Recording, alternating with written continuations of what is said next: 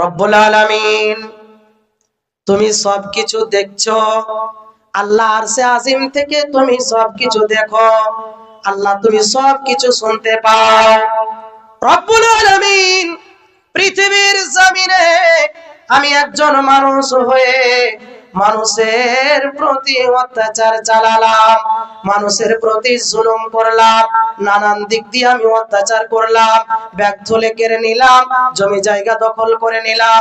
আমার বংশের গৌরব, আমার শক্তি আছে, আমার জনসংখ্যা বেশি আছে, আমার হাতে লোকজন বেশি আছে, আমার ক্ষমতা দেখাতে গিয়ে মানুষকে আমি থাপ্পড় লাগিয়ে দিলাম, আমি অন্যায় ভাবে মানুষকে মারধর করলাম, জমি জায়গা কেড়ে নিলাম, বাড়ি ঘর জ্বালিয়ে দিলাম, এমন অনেক অত্যাচার জুলুম করেছি।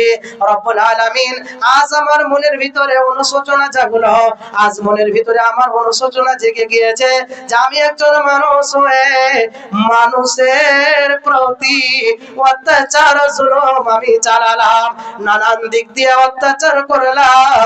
রব্বুল আলামিন আজ আমি নিজের ভুলটা জানতে পেরেছি, আল্লাহ তুমি আমায় ক্ষমা করে দাও, আল্লাহ তুমি আমাকে মাফ করে দাও, আল্লাহ তুমি আরশে আজিম থেকে দেখেছো, আল্লাহ তুমি সব কিছু শুনেছো, রব্বুল আলামিন তুমি আমায় ক্ষমা করে দাও।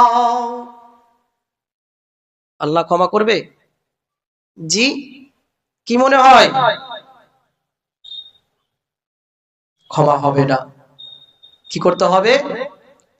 যেহেতু এটা সম্পর্ক আল্লাহর সাথে নয়, কার সাথে সম্পর্ক? এটা ব্যক্তির সাথে সম্পর্ক, যার কারণে যদি আমরা কেউ এমনটা জুলুম অত্যাচার করে আছি, তাহলে আপনি তার কাছে গিয়ে ক্ষমা চেয়ে নেবেন, হাত পা ধরে, যেমন করে হোক না কেন, নিজে দুর্বল কমজোর হয়ে ছোট হয়ে, যে ভাই আমি আমার অজান্তে তোমার প্রতি জুলুম করেছি, ভাই তোমার জমিকে আমি দখল করে নিয়েছি, আমার গায়ের শক্তি ছিল, আমার ক্ষমতা বেশি ছিল, যার কারণে তোমার জমিটাকে দখল করে নিয়েছিলাম, ভাই তোমাকে আজ জমি রিটার্ন দিচ্ছি, আর তুমি আমাকে ক্ষমা করে দাও। বন্ধুরে আমার, যদি সেই ব্যক্তি ক্ষমা করে দেয় তাহলে আপনার ভাগ্য ভালো, নসিব ভালো, আর যদি সে ক্ষমা না করে দেয় তাহলে আল্লাহ আপনাকে ক্ষমা করবে না। আগে ওই ব্যক্তির কাছে ক্ষমা চেয়ে নিতে হবে। এমন হাজার হাজার সমাজের মানুষ, গ্রামের মানুষ আমরা আছি, যে মানুষের প্রতি মানুষ হয়ে অত্যাচার জুলুম আমরা চালিয়ে যাই, নানান দিক দিয়ে অত্যাচার চালাই, শুধু থাপ্পড় লাগিয়ে অত্যাচার করি এমনটা নয়, জুবানের দ্বারা কষ্ট দিয়ে থাকি, আমরা ব্যবহারের দ্বারা কষ্ট দিয়ে থাকি, নানান দিক দিয়ে মানুষের প্রতি মানুষ হয়ে আমরা জুলুম অত্যাচার চালাই। যদিও আমরা চালিয়ে রেখেছি, এমন অত্যাচার জুলুম মানুষের প্রতি করে রেখেছি, তাহলে আপনি গিয়ে তার হাত পা ধরে ক্ষমা চেয়ে নেবেন। যদি ক্ষমা করে দেয় তাহলে আপনার ভাগ্য ভালো, নসিব ভালো, আর সে যদি ক্ষমা না করে দেয় তাহলে আপনার দুর্ভাগ্য। জি, এমন অত্যাচার জুলুম থেকে বেঁচে থাকবেন, কারণ এই অত্যাচার জুলুমটাকে আল্লাহ হারাম করেছেন। কি করেছেন? হারাম করে দিয়েছে।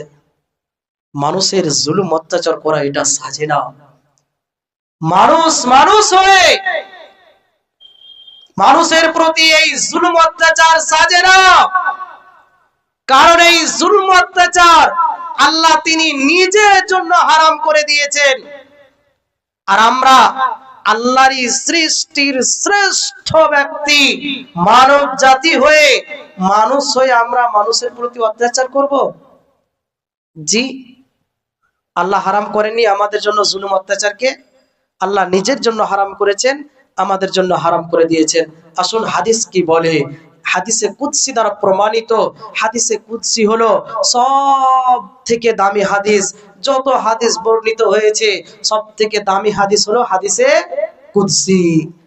আল্লাহ নবীজি বলছেন, হাদিসের রাবি হযরতে আবু জার রাদিয়াল্লাহু তাআলা আনহু তিনি বর্ণনা করছেন, আল্লাহর নবী নবী মুহাম্মদুর রাসূলুল্লাহ সাল্লাল্লাহু আলাইহি ওয়াসাল্লাম তিনি বলছেন ফিমা রাওয়ানিল্লাহি তাবারাক ওয়া তাআলা আন্নাহু ক্বাল ইয়া ইবাদি ইন্নী হারামতুজ যুলমা আলা নাফসি।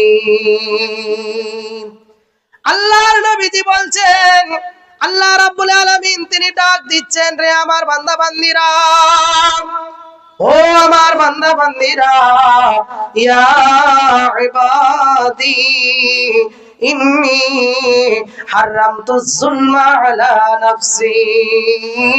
আল্লাহ রাব্বুল আলামিন বলছেন, ও আমার বান্দা বান্দীরা, আমি আমার নিজের জন্য এই জুলম অত্যাচারকে হারাম করে দিলাম। আমি আমার জন্য এই জুলম অত্যাচারকে হারাম করে দিলাম। আল্লাহ বলছেন, আমি আমার নিজের জন্য এই জুলম অত্যাচারকে হারাম করে দিলাম। আল্লাহ কোনো মানুষের প্রতি জুলম অত্যাচার করবেন? জি, আল্লাহ কোনো মানুষের প্রতি অত্যাচার করবেন, জুলম করবেন? করবেন না। আল্লাহ পরকালে শেষ বিচারের দিনে ন্যায় বিচারের মানদণ্ড খাড়া করবেন, কোনো মানুষের প্রতি অবিচার হবে না। আল্লাহ বলছেন, وَنَزَعُ الْمَوَازِينَ الْقِسْطَ لِيَوْمِ الْقِيَامَةِ فَلَا تُظْلَمُ نَفْسٌ شَيْئًا। আল্লাহ রাব্বুল আলামিন বলেন, ও আমার বান্দা বান্দীরা, তোমরা জেনে রেখো, ওয়ানাজাউল মাওয়াজিনাল কিসতা লিয়াউমিল কিয়ামাতি ফালা তুজলামু নাফসুন শাইআ। আমি আল্লাহ সেদিন শেষ বিচারের দিনে ন্যায় বিচারের মানদণ্ড খাড়া করে দেব, সেদিন ন্যায় বিচারের মানদণ্ড হাজির করে দেব। সেই দিন কোনো মানুষের প্রতি জুলুম হবে না, কোনো মানুষের প্রতি অত্যাচার হবে না, কোনো মানুষের প্রতি কোনো জুলুম অত্যাচার হবে না। সেই দিন মানুষ নেই বিচার পাবে। তাহলে প্রমাণ হয় যে আল্লাহ রাব্বুল আলামিন পরজীবনেও কোনো মানুষের প্রতি জুলুম অত্যাচার করবেন না। সেই দিন নেই বিচারের মানদণ্ড হাজির করে দেবেন। সেই দিন নেই বিচারের মানদণ্ড হিসাবে আপনার ফয়সালা হয়ে যাবে যে আপনি কোন জায়গায় যাওয়ার অধিকারী হয়েছেন, আপনি জান্নাতে যাবেন নাকি জাহান্নামী হবেন। সেদিন নেই বিচারের মানদণ্ড আপনাকে ফয়সালা দিয়ে দেবে যে আপনি নেকি বেশি করেছেন নাকি গুনাহ বেশি করেছেন, নেকির পাল্লা বৃদ্ধি পেল নাকি গুনাহের পাল্লা বৃদ্ধি পেল। এমনটা হবে না যে আল্লাহ কোনো মানুষের প্রতি বেশি গুনাহ চাপিয়ে দেবেন। এটা আল্লাহ করবেন না, এটা আল্লাহ করবেন না। আল্লাহ সেই দিন নেই বিচারের মানদণ্ড হাজির করে দেবেন। এমনটা হবে না যে রব্বুল আলামিন, আমি তো এই গুনাহ করি নাই, সেই গুনাহ করি নাই, এই অপরাধটা আমি করি নাই, আল্লাহ আমাকে এমন গুনাহ চাপিয়ে দেওয়া হয়েছে। আল্লাহ এটা করবেন না। আল্লাহ রাব্বুল আলামিন সূরা ইউনূসের ভিতরে জানিয়ে দিয়েছেন, আল্লাহ বলছেন, ওয়াল্লাযীনা কাসাবুস সাইয়্যাতি জাযাউ সাইয়্যাতিন বিমিসলিহা ওয়া তারহাকুহুম যিল্লাহ মা লাহুম মিনাল্লাহি মিন আসিমিন কান্নামা উগসিয়াত ওজুহুহুম কিতা'আন মিনাল লাইলি মুজলিমান উলাইকা আসহাবুন নার হুম ফিহা খালিদুন। তোমরা দাঁড়িয়ে কেন? চলে এসো, ভিতরে চলে এসো। দাঁড়িয়ে থাকা মানুষগুলোকে দেখতে ভালো লাগে না, চলে আসুন। কষ্ট করে জালসা শুনবেন তো আবার দাঁড়িয়ে দাঁড়িয়ে আসুন। ঘুমকে হারাম করে আপনি জালসা শুনতে এসেছেন, আপনি দাঁড়িয়ে থাকবেন? আর বেশি কষ্ট করিয়েন না, আপনি বসে পড়ুন। তো আল্লাহ রাব্বুল আলামিন তিনি বলছেন, ওয়াল্লাযীনা কাসাবুস সাইয়্যাতি জাযাউ সাইয়্যাতিন বিমিসলিহা। আল্লাহ রাব্বুল আলামিন বলছেন, ও দুনিয়ার মানুষেরা রে বান্দা বান্দীরা, পৃথিবীর জমিনে যতটা তোমরা অপরাধ করবে, পৃথিবীতে যতটা তোমরা অপরাধ করবে, যতটা তোমরা গুনাহ করবে, যতটা পাপ করবে, ওই পাপের অনুপরিমাণ তোমাকে শাস্তি দেওয়া হবে, পাপের অনুযায়ী তোমাকে শাস্তি দেওয়া হবে, বিন্দু পরিমাণও কম বেশি হবে না। তাহলে আল্লাহ রাব্বুল আলামিন সেই দিন মানুষের প্রতি অযথা গুনার বোঝা চাপিয়ে দেবেন না। আল্লাহ সেই দিন নেই বিচারের মানদণ্ড খাড়া করবেন, সেই দিন নেই বিচারের মানদণ্ড হাজির করে দেবেন। আল্লাহ তিনি এটাই জানালেন, ওয়ানাজাউল মাওয়াজিনাল কিসতা লিয়াউমিল কিয়ামাতি ফালা তুজলামু নাফসুন শাইআ। আল্লাহ রাব্বুল আলামিন সেই দিন নেই বিচারের মানদণ্ড হাজির করে আল্লাহ সেই দিন নেই ফয়সালা দিয়ে দেবেন। সেই দিন কোনো মানুষের প্রতি জুলুম হবে না, কোনো মানুষের প্রতি অত্যাচার হবে না। আর এটাই হাদিসে কুদসি দ্বারা প্রমাণিত হলো, ইয়া ইবাদি ইন্নী হারামতু যুলমা আলা নাফসি। আল্লাহ রাব্বুল আলামিন তিনি বলছেন, ও বান্দা বান্দীরা, আমি আমার জন্য নিজের জন্য জুলুমকে হারাম করে দিলাম, অত্যাচারকে হারাম করে দিলাম, ফালা তাযালামু, তা তোমাদের জন্য হারাম করে দিলাম। ও পৃথিবীর মানুষ রে, ও দুনিয়ার মানুষেরা, আমি তোমাদের জন্য এই জুলুম অত্যাচারকে হারাম করে দিলাম, এই জুলুমকে হারাম করে দিলাম। অতএব তোমরা এক অপরের প্রতি কেউ অত্যাচার জুলুম করিও না। আল্লাহ বলছেন যে আমি আমার নিজের জন্য এই জুলুম অত্যাচারকে হারাম করলাম, তা তোমাদের জন্য হারাম করলাম। খবরদার এক অপরের প্রতি অত্যাচার জুলুম করবে না। ভাই বাবা, আজ আমরা মানুষ হয়ে মানুষের প্রতি অত্যাচার করি, এমন অনেক মানুষ আমরা আছি। চিনাই অনেক মানুষ আছি যে মানুষের প্রতি মানুষ অত্যাচার জুলুম করে থাকি, বিভিন্ন দিক দিয়ে, বিভিন্ন মাধ্যম দিয়ে।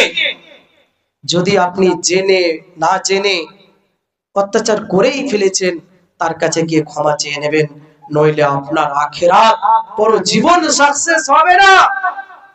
আপনাকে ভয়ঙ্কর কঠিন জটিল শাস্তির জায়গা আপনাকে গ্রহণ করতে হবে, কিছুই করার থাকবে না। আল্লাহ রাব্বুল আলামিনের নবীজি বলছেন হাদিসের দ্বিতীয় পয়েন্টে, ইয়া ইবাদি কুল্লুকুম দাল্লুন। আল্লাহ রাব্বুল আলামিন তিনি ডাক দিয়ে বলছেন, ও আমার বান্দারা, ও আমার বান্দিরা, তোমরা সবাই পথভ্রষ্ট, তোমরা সবাই গুমরাহিতে আছো, তোমরা সবাই অন্ধকারে রয়েছো। আল্লাহ বলছেন যে তোমরা সবাই অপরাধী, সবাই তোমরা গুমরাহী, তবে ইল্লা মান হাদাইতু, তারা ছাড়া যারা হেদায়েতের পথে রয়েছে। ফাস্তাহদুনি, তোমরা আমার নিকটে হেদায়েত চাও। আহাদুকুম, আমি আল্লাহ তোমাদেরকে সঠিক রাস্তা দেখিয়ে দেব। আল্লাহ চাইতে বলেছেন যে সঠিক রাস্তা হেদায়েত আমার নিকটে চাও, আমি আল্লাহ তোমাদেরকে দিয়ে দেব। সমাজের কিছু মানুষ দেখবেন, তাদেরকে যখন কোনো আলেম ওলামা কিংবা কোনো একজন হাজী সাহেব মানুষ, মুসল্লি মানুষ তাকে গিয়ে বলে যে আচ্ছা ভাই, তুমি কেন নামাজ পড়ছো না, কেন রোজা রাখো না, তুমি দান দান ভালো ভালো কাজ এগুলো জীবনে করছো না কেন? সে লোকটি কি বলে জানেন? বলে থাকে যে আল্লাহ আমায় হেদায়েত করুক, আল্লাহ আমাকে হেদায়েত করুক, তখন মসজিদ যাব। মানুষ বলে না? বলে কি বলে না? বলে থাকে যে আল্লাহ আমাকে হেদায়েত করুক, তখন আমি মসজিদে যাব। কোথা থেকে? বাজারে, চায়ের দোকানে, শয়তানের আড্ডাখানায়, সেখানে বসে বসে সে কামনা করে যে আল্লাহ হেদায়েত করুক, তখন আমি হেদায়েতে যাব। বলে না মানুষ? বলে থাকে। বন্ধুরে আমার, অথচ প্রতিদিন আযান হয়, আল্লাহু আকবার আল্লাহু আকবার, এমন আযানের শব্দগুলো একটা আযানে 6 বার বলা হয়, 5 6 30 বার, 30 বার বলা হয়। আল্লাহ মহান, আল্লাহ সব চাইতে বড়, আল্লাহ সব চাইতে বড়। হাইয়া আলাস সালাহ, হাইয়া আলাল ফালাহ, এমন ধ্বনিগুলো মুয়াজ্জিন দিতে থাকে যে তোমরা নামাজের দিকে এসো, কামিয়াবির দিকে এসো। আমরা আসতে পারলাম না, মসজিদে যেতে পারলাম না, মসজিদে গেলাম না, আর আমরা চায়ের দোকানে বসে বসে শয়তানের আড্ডা খানায় আমরা কামনা করলাম যে আমাদেরকে আল্লাহ হেদায়েত করুক, তখন আমরা মসজিদ ধরবো। বন্ধুরে আমার, কখনোই আপনার হেদায়েত জুটবে না, কারণ আপনি আছেন শয়তানের আড্ডাখানায়, আপনি আছেন খারাপ জায়গায়, বাজারে দোকানে বসে, আর আপনি সেখানে কামনা করছেন, এটা হবে না। আপনাকে হেদায়েত পাওয়ার জন্য যখনই মসজিদে আযান হবে, আল্লাহু আকবার আল্লাহু আকবার এমন শব্দগুলো যখন মুয়াজ্জিন বলে দেবে, আর আপনার বসে থাকতে হবে না, বসে থাকলে চলবে না, আপনাকে মসজিদে যেতে হবে, নামাজের জন্য যেতে হবে। যতই কাজ থাক না কেন, সমস্ত কাজকে বিসর্জন করে দিয়ে, সমস্ত কাজকে ইতি করে দিয়ে, আপনাকে মসজিদে মুয়াজ্জিনের ডাকে সাড়া দিয়ে মসজিদে পৌঁছে যেতে হবে। গেলাম না। আজ কটি মানুষ আমরা হাত তুলে বলতে পারবো যে মাওলানা আমরা এশার নামাজ পড়েছি? জি, হাত তুলেন তো, কটি মানুষ আমরা এশার নামাজ পড়েছি? এই কটা লোক। বাকি মানুষগুলো কেন পড়লেন না? আপনারা মুসলমান নন? আজকে মসজিদের উন্নতি কল্পে জালসা, তাই তো? মসজিদের উন্নতি কল্পে জালসা। আমি শুনলাম যে মসজিদের অনেক কাজ বাকি, মসজিদ বড় করতে হবে, জনসংখ্যা বাড়ছে, দিন দিন মানুষ বাড়ছে, কিন্তু মুসল্লিটাই বাড়ে না, নাকি বাড়ছে? কমছে। কি হবে মসজিদ বানিয়ে যদি সেখানে মুসল্লি না থাকে? মসজিদের উন্নতি সাধনে জালসা, উন্নতি কল্পে জালসা, আর মসজিদে আমরা মুসল্লি হতে পারলাম না, নামাজ পড়লাম না। আজকে নামাজের কথা এই জালসাতে শুনছেন এমনটা নয়, বহু কোরআন হাদিসের কথা নামাজের ব্যাপারে, রোজার ব্যাপারে, দানের ব্যাপারে, সদকার ব্যাপারে আলেম ওলামাদের মুখ থেকে শুনেছেন, খুতবাতে, বিভিন্ন মাধ্যমে, মোবাইলের মাধ্যমে, বিভিন্ন পদ্ধতিতে মাধ্যমে আপনারা আলোচনা করে শুনেছেন, শুনেন নাই? কিন্তু মানুষের পরিবর্তন নাই। কি নাম? মানুষের পরিবর্তন নাই, পরিবর্তন হতে চায় না। কেন হতে পারে না জানেন? মানুষ পরিবর্তন হচ্ছে না কেন? মানুষের কয়েকটা জিদ আছে। কি কি জিদ? এক নম্বর হলো যে মানুষ মনে করে যে আমি কাজ করি, আমি হাড় ভাঙা মেহনত করি, মাঠে ঘাটে কাজ করি, ব্যবসা বাণিজ্য চাকরি বাকরি করি, টাকা পয়সা রোজগার করি, আমি পরিবার চালাই, আমি নিজের বাবার জমিদারিতে খাই, আর তোমার কথা শুনবো আলেম ওলামা? এটা একটা কারণ।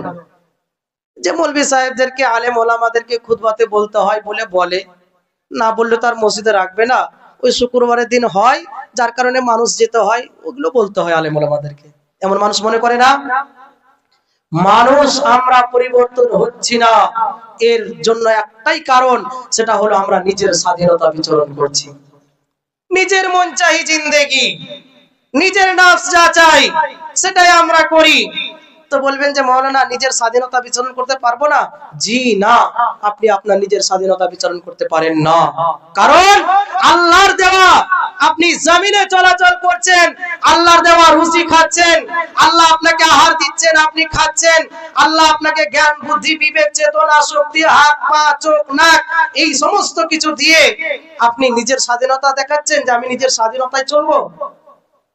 জি, এই 50 60 70 বছরের জীবনটাকে আল্লাহর স্বাধীনতায় আপনি ছেড়ে দিন। আল্লাহ যেমন ভাবে চলতে বলেছেন ঠিক ওইভাবেই চলুন, দেখবেন আপনার চলার রাস্তা ঠিক হয়ে যাবে। জি, মসজিদে জায়গা দেওয়া সম্ভব হয়ে যাবে যদি আপনি আল্লাহর স্বাধীনতায় চলেন। আল্লাহ যেমন ভাবে চলতে বলেছেন ঠিক ওইভাবেই যদি আমরা চলাচল করি, তাহলে আমরা মসজিদ পূর্ণ হয়ে যাবে নামাজি মুসল্লিতে। কিন্তু আমরা নামাজে যেতে চাই না, মন চাই না, স্বাধীনতা। আবার কোনো মানুষ কাজের বাহানা দেখায়, কি বলে যে আমি 5 কাজের মানুষ, 5 কাজে ব্যস্ত থেকে যাই, বিভিন্ন কাজে ব্যস্ত থাকি, যার কারণে মসজিদে যেতে পারি না।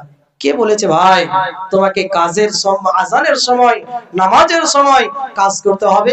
তুমি কাজটাকে মহান বানিয়ে নিয়েছো, নামাজটাকে মহান বানাতে পারলে না, কাজটাই তোমার মহান। তোমার ভিতরে দুনিয়াদারি এসে গিয়েছে। কি দাড়ি? দুনিয়াদারি। দুনিয়া নিয়ে পড়ে আছো, দুনিয়ার রং তামাশা, দুনিয়ার অর্থ সম্পদ, দুনিয়ার ধন দৌলত, এর পিছনে পাগলের মতো ছুটছো। তোমার আইডিয়া নাই যে এই দুনিয়ার কোনো দাম নাই, 5 পয়সা দাম নাই এই দুনিয়ার। দুনিয়ার কতটুকু মূল্য আজ আমরা বড় মজবুত ভাবে আঁকড়ে ধরে নিয়েছি এই দুনিয়াকে। শুনবেন হাদিস, এই দুনিয়ার দাম কতটুকু। আল্লাহর নবীজি বলছেন, عن جابر رضي الله تعالى عنه أن رسول الله صلى الله عليه وسلم مر بجدين أصك ميت فقال أيكم يحب أن هذا له بدرهم فقالوا ما نحب أنه لنا بشيء قال فوالله للدنيا أهون على الله من هذا عليكم। হাদিসের রাবি হাদিসের রাবি হলো জাবির রাদিয়াল্লাহু তাআলা আনহু। তিনি বর্ণনা করছেন, তিনি বলছেন আল্লাহর নবীজি একদিন রাস্তা দিয়ে চলে যাচ্ছেন, দেখছেন রাস্তার কিনারায় মাররাবে জাদিন আসাকামাইয়াতিন, রাস্তার কিনারায় এমন একটা ছাগলের বাচ্চা, কান কাটা মৃত ছাগলের বাচ্চা রাস্তার কিনারায় যেন পড়ে আছে। কান কাটা মৃত ছাগলের বাচ্চা, দুর্গন্ধময় যুক্ত ছাগলের বাচ্চা, সেটা রাস্তার কিনারায় পড়ে আছে। আল্লাহর নবীজি বলছেন, ফাকালা আইয়ুকুম ইউহিব্বু আন্না হাদা লাহু বিদিরহামিন। ও সাহাবীরা, নবীজি বলছেন সাহাবীরা রে, তোমাদের মধ্যে কে আছো ইউহিব্বু, একে পছন্দ করবে, আন্না হাদা লাহু বিদিরহামিন, 1 দিরহামের বিনিময়ে, 1 টাকার বিনিময়ে এই দুর্গন্ধময় যুক্ত ছাগলের বাচ্চা, এটা তোমরা কে পছন্দ করবে? তোমরা কেউ আছো যে মৃত দুর্গন্ধময় যুক্ত ছাগলের বাচ্চা, কান কাটা ছাগলের বাচ্চা, এটা তোমরা 1 দিরহামের বিনিময়ে কিনে নেবে? এমন কেউ আছো সাহাবীরা? একে পছন্দ করবে? জি, কেউ পছন্দ করবে? মৃত্যু হয়ে গিয়েছে, দুর্গন্ধ বের হচ্ছে, এমন একটা ছাগলের বাচ্চা কেউ নেবে? টাকা দিয়ে ফ্রিতে দিলে কেন নেবে না? তা থেকে দুর্গন্ধ হচ্ছে, সেটা নিয়ে কি করব আমরা? ওই মৃত ছাগলের বাচ্চা নিয়ে কি হবে, কি লাভ হবে, কি উপকার হবে? এ তো ছোট বাচ্চা, কেউ আমরা নিতে রাজি হব না।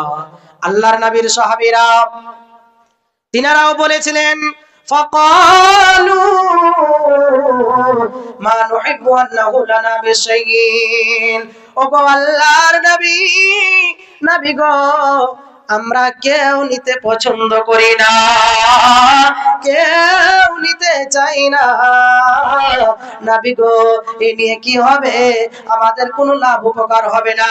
নবী গো, আমরা কেউ নিতে পছন্দ করি না, কেউ আমরা নিব না, কেউ আমরা নিতে চাই না। আল্লাহর নবীজি সাহাবীদেরকে বলেন, সাহাবীরা রে, কি আছো তোমরা 1 টাকার বিনিময়ে, 1 দিরহামের বিনিময়ে তোমরা ক্রয় করবে, কিনে নেবে? কিন্তু সাহাবীরা উত্তর দিলেন যে না না না, এটা আমরা কেউ নেব না, এটা আমাদের পছন্দ নয়, আমরা কেউ নিতে পারবো না, আমরা ফ্রিতে দিলেও নেব না, কারণ এ নিয়ে আমাদের কিছু কাজ হবে না, কোনো উপকার হবে না, কোনো লাভ হবে না, অতএব আমরা এটা নিতে পারবো না। আল্লাহর নবীর সাহাবীরা তিনারাও অপছন্দ করলেন, নিতে কেউ রাজি হলেন না। আল্লাহর নবীজি বড় আক্ষেপ করে বলছেন, ও সাহাবীরা, এই মৃত ছাগলের বাচ্চা, দুর্গন্ধময় যুক্ত ছাগলের বাচ্চা, তোমরা এটা কেউ নিতে চাইলে না, কেউ নিতে চাইলে না, কারণ সেটা দুর্গন্ধ হয়ে গিয়েছে, সেটা দিয়ে কোনো লাভ উপকার হবে না, এই জন্য তোমরা কেউ নিতে চাইলে না। আল্লাহর নবী বলছেন, قال فوالله للدنيا أهون على الله من هذا عليكم। আল্লাহর নবী বলছেন, ও সাহাবীরা, তোমরা কেউ নিতে চাইলে না, সেই আল্লাহর কসম, ফাওয়াল্লাহি, নবীজি বলছেন সে আল্লাহর শপথ, সে আল্লাহর কসম, সে আল্লাহর কসম, লা দুনিয়া আহওয়ানু আলাল্লাহি মিন হাদা আলাইকুম। রে সাহাবীরা, তোমাদের নিকটে যতটা ছাগলের বাচ্চাটা নিকৃষ্ট, যতটা ছাগলের বাচ্চাটা অপছন্দনীয়, যতটা ছাগলের বাচ্চাটা তোমাদের নিকটে খারাপ, আল্লাহ রাব্বুল আলামিনের নিকটে সারা পৃথিবীর যত সম্পদ আছে, সারা দুনিয়া আর দুনিয়ার যত সম্পদ আছে, আল্লাহ রাব্বুল আলামিনের নিকটে এই মৃত ছাগলের বাচ্চার থেকেও নিকৃষ্ট। সারা পৃথিবী এবং পৃথিবীতে যত সম্পদ আছে, যত দামি দামি সম্পদ, সস্তা সম্পদ, যা কিছু আছে পৃথিবীতে, ওই মৃত ছাগলের বাচ্চার থেকেও আল্লাহ রাব্বুল আলামিনের নিকটে নিকৃষ্ট। তাহলে আমরা যারা পৃথিবীকে বড় মূল্যবান মনে করছি, তাদেরকে এখান থেকে শিক্ষা নিতে হবে। যিনি আমাদের স্রষ্টা, যিনি আমাদের রব, ওই আল্লাহর নিকটে সারা পৃথিবী এবং পৃথিবীর সম্পদের কোনো মূল্য নাই। আর আমরা ওই আল্লাহরই সৃষ্টির শ্রেষ্ঠ হয়ে আমরা পৃথিবীকে বড় মূল্যবান, বড় মজবুত ভাবে আঁকড়ে ধরে নিয়েছি, যার কারণে আজকে কাজের বাহানা দিয়ে নামাজ ছেড়ে দিচ্ছি, রোজা ছেড়ে দিচ্ছি, কাজের বাহানা দিয়ে আমরা ভালো ভালো কাজ কর্মগুলোকে ছেড়ে দিচ্ছি। বন্ধু, এই বাহানা সেই দিন তোমার চলবে না, কারণ আল্লাহ রাব্বুল আলামিন কিয়ামতের দিনে সর্বপ্রথমে জিজ্ঞেস করবেন, আউয়ালু মা ইউহাসাবু বিহিল আবদু ইয়াউমাল কিয়ামাতিস সালাহ, নামাজের ব্যাপারে জিজ্ঞেস করবে, কাজের ব্যাপারে জিজ্ঞেস করবে না যে তুমি কাজ কর্ম করে কত কোটি টাকার মালিক হয়েছে রে, কত হাজার হাজার টাকার মালিক হয়েছে রে, সম্পদের মালিক হয়েছে রে, এগুলো আল্লাহ জিজ্ঞেস করবেন না। সর্বপ্রথমে যেটা জিজ্ঞেস হবে সেটা হবে আউয়ালু মা ইউহাসাবু বিহিল আবদু ইয়াউমাল কিয়ামাতিস সালাহ, আল্লাহ নামাজের ব্যাপারে সর্বপ্রথমে আপনাকে জিজ্ঞেস করবে।